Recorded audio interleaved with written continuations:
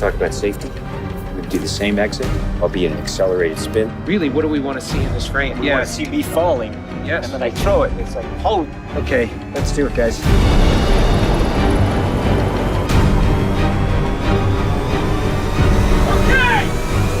3, 2, 1, go!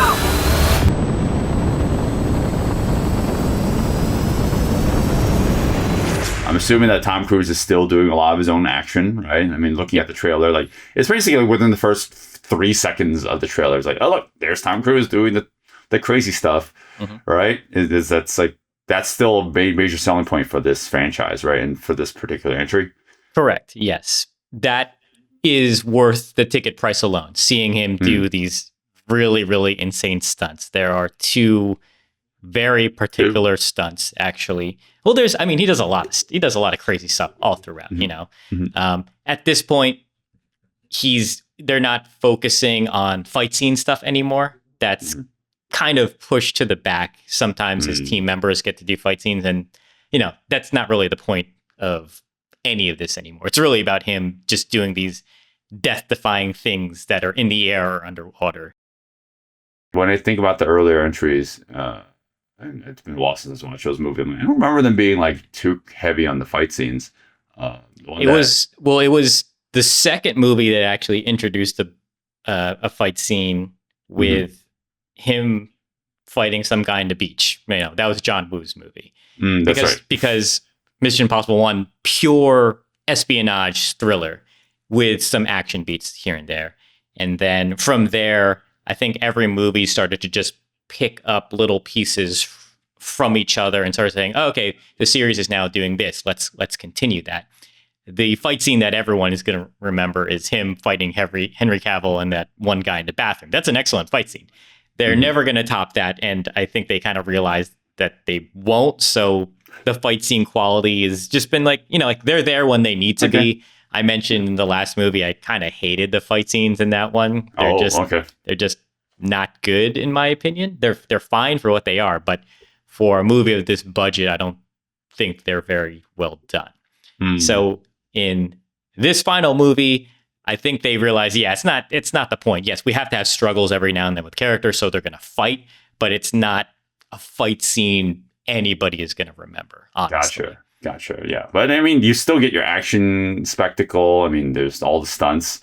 And Tom Cruise, what is he, 60s now? I believe he was 63 when he filmed this. Oh, man. Jesus Christ. Yeah. Hey, you know, I can't. Most people are nearing retirement at that age, and he's just like, all right, one more take of me hanging on the side of this seaplane or whatever it is. When I was watching this, and as impressed I was with all the stunts and everything, and we'll elaborate more on that later, but like, I kept thinking, like, man, like Tom Cruise is kind of our last action hero right now. We don't have too many people trying to do this stuff, and obviously it's pretty insane what he's doing, but at this point it's just him, right? That's it, right? That's kind of it, because sure, we got Keanu, but he hasn't been maybe as consistent as Tom Cruise with doing like the stunt work, the crazy stunts. Keanu's did the martial arts end. You know, then obviously before Keanu, Jackie, he stopped obviously because he got older as well. And so the fact that Tom Cruise is still doing it, and I can't even think of any other younger actors that may be trying to go in, the action hero route right now. Yeah.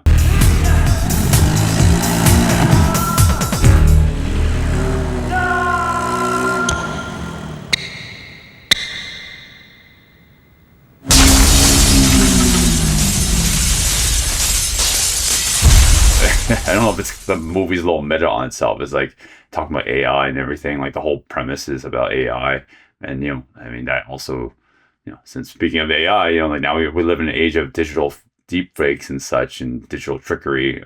You don't need anyone to physically do the performances anymore to endanger themselves. No one's incentivized. No performer is incentivized to do it. But that Tom Cruise has a bit of a he's an adrenaline junkie, right? Sure. Yeah, you could say that. And that's fine. Yeah, I mean, he clearly is. Like most people in his age No, most people do not want to be like, I want to hang off the side of whatever vehicle that going at 100 miles an hour, and also I need to file for my AARP card as soon as I get home. Right, like most people don't do that. But yeah, like kudos to him. But yeah, as someone who hasn't watched the later entries, I'm like, you should probably stop soon, right?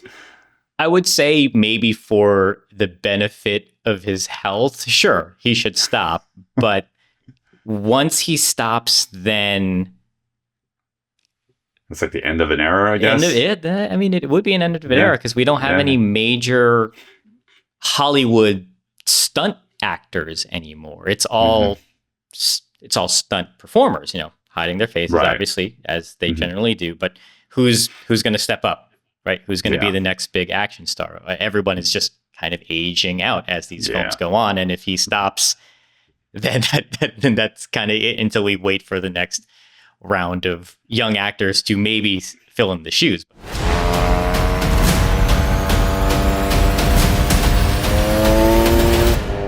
I was thinking about this, and when you have the Hong Kong, stunt performers and the stunt actors, they started with picking opera school training, right?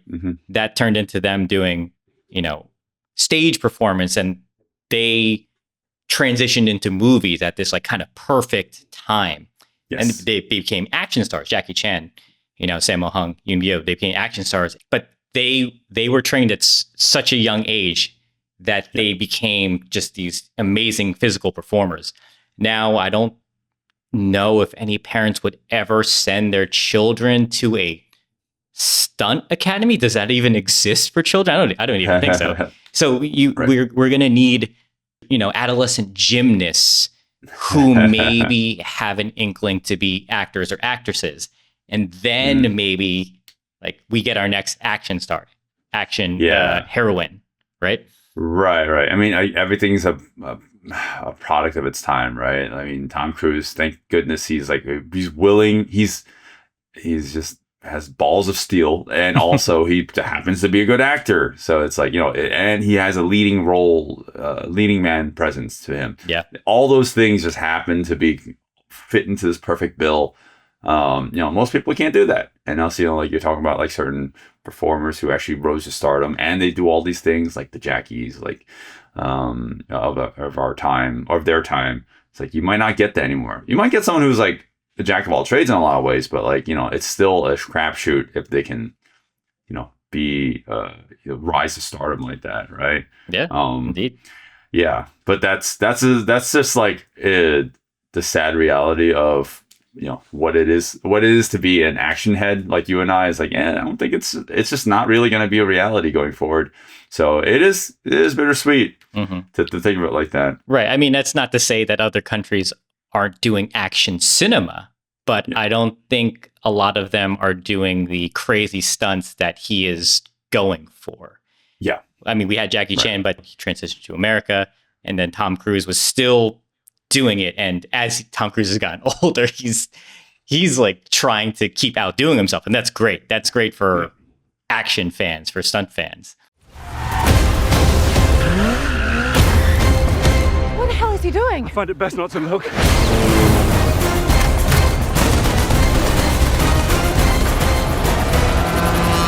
The two particular stunts in this film are really interesting. So one is him infiltrating the submarine with the key to try to get the source code for the AI.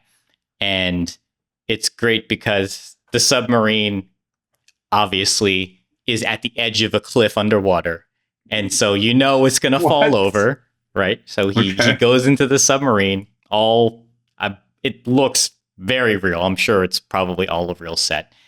And the submarine begins rolling off like a hot dog, like starts rolling off the cliff.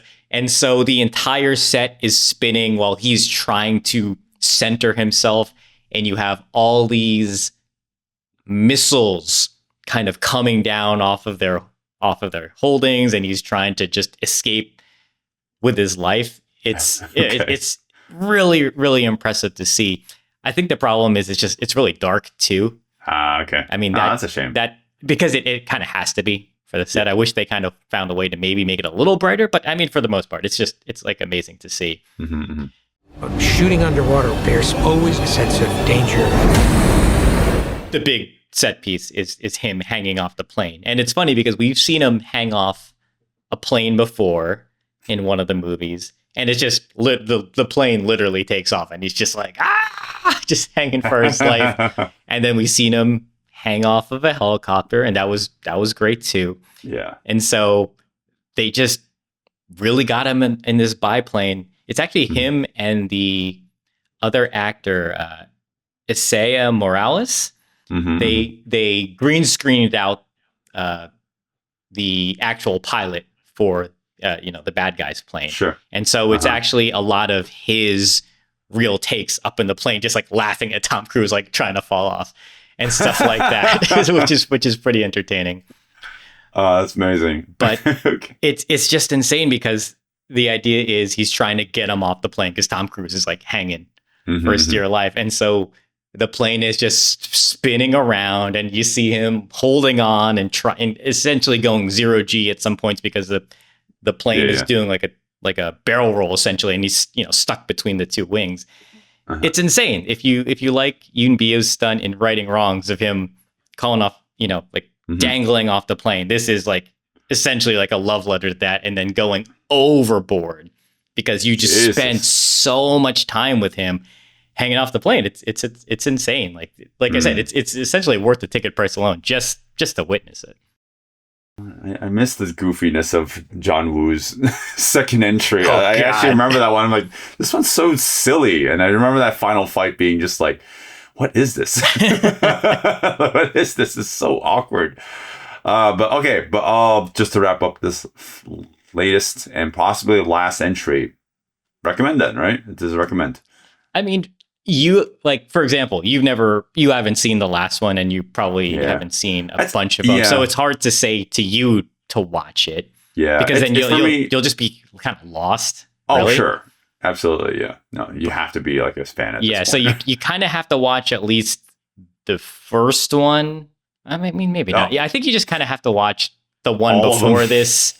The one before this to really kind of understand what's going on. They try to do a recap, but I think if you didn't really see it, I don't know. Maybe you could just watch a recap. Hard to tell. Sure. Okay. Yeah. I mean, I don't dislike this franchise. It just doesn't really do much for me. It's not something I really seek out.